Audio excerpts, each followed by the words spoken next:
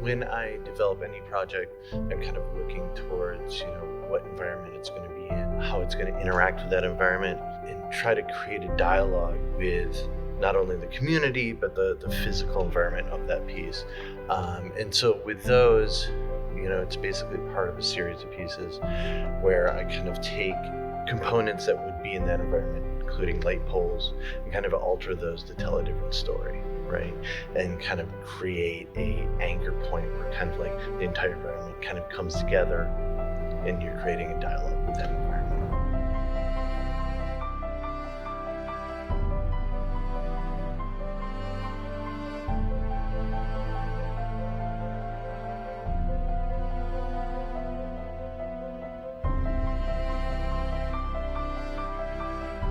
Luminous Arbor was a Portland Public Art Committee project that was part of a larger Department of Public Works project to transform Woodfords Corner, which had been an intersection I think most people would avoid because it was heavily congested at all times, but especially during rush hour traffic.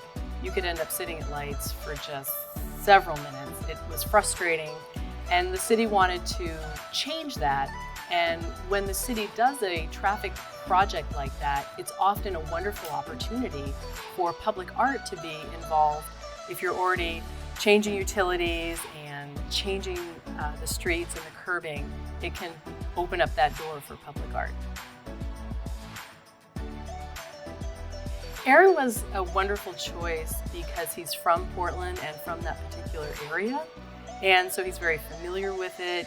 He's a local Maine artist, but beyond that, he's doing work on a national level. So it was kind of the excitement of having someone with that kind of recognition, but who's also from the neighborhood, be able to do a work of art.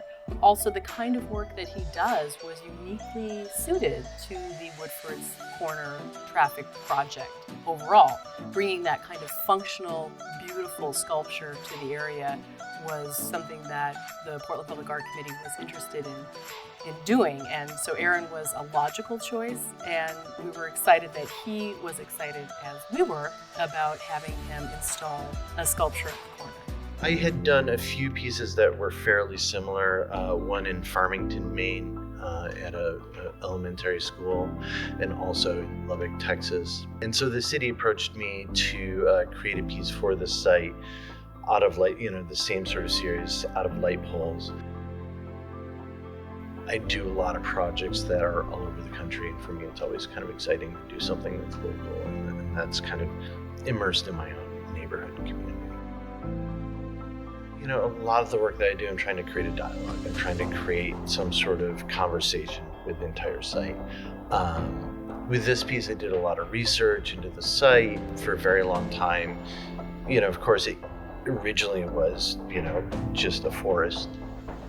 And then it was a massive estate or farmland that eventually got divided up into suburbs. In a really fundamental way, I was kind of fascinated by the idea that it starts off as this forest, gradually gets developed, and then now they're trying to bring trees back in to make it more habitable. And so for me, that was kind of like an anchoring component of the site, with this idea of having a tree there, but it's also this kind of urban tree. In addition, I think there's a bunch of different components of the site that they're trying to make a neighborhood out of 5 different neighborhoods. It's really a meeting point of all these different places. And for me, the piece is kind of about all these things kind of coming together, coalescing to create this new thing. On the Waste Watch now at 5:30, a new piece of art in Portland is raising some eyebrows and questions about how it looks and how much it costs.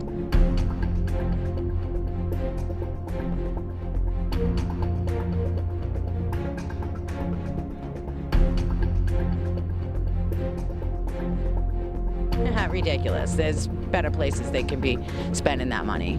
Sober houses, recovery places, helping the homeless. Any project you ever do in the public, there's going to be people who like it, people who don't like it. I'd be pretty worried if there weren't people that didn't like it. On Facebook, Rachel says, "What a waste of money. I'm sure that money could have been used for something better than that ugly street lamp. Whose bright idea was that?" Kathy disagrees. She says, "I love it." And there are also a lot of people who are split. Kelsey says the money could definitely be used elsewhere, but it's kind of cool.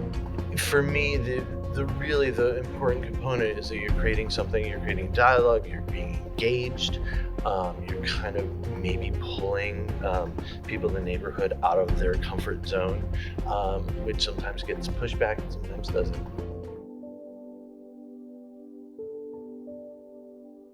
Probably the biggest challenge was working with residents and the neighborhood to allow them to feel part of the process and make them feel as though this was a positive addition to the neighborhood.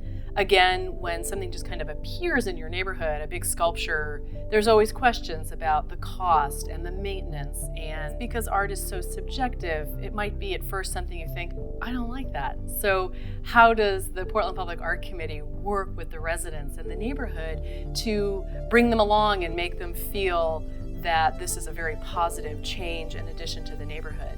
That was probably the biggest obstacle. And I'll speak to Erin's ability to work with the members of the community to help us really hurdle that obstacle by being on hand for public meetings, listening to what people thought, even hearing negative comments and embracing those and wanting to talk with people about why they felt the way they did and trying to hear them and giving them the opportunity to feel part of the process. And one thing that Aaron did that was wonderful is he brought 3 small sculptures to a public meeting. They're called maquettes. And although they were a variation on the same theme of that light sculpture, they were different enough and allowed people to kind of feel as though they had a voice in what was going to appear on that corner, and had a little, kind of straw poll or voting process.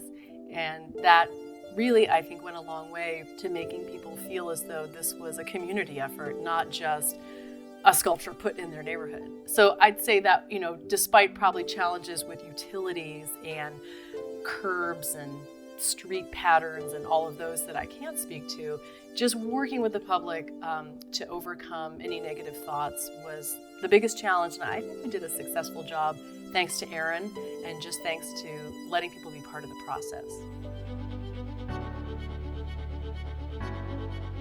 For me, the piece is, it creates an anchor point in this really, really busy environment.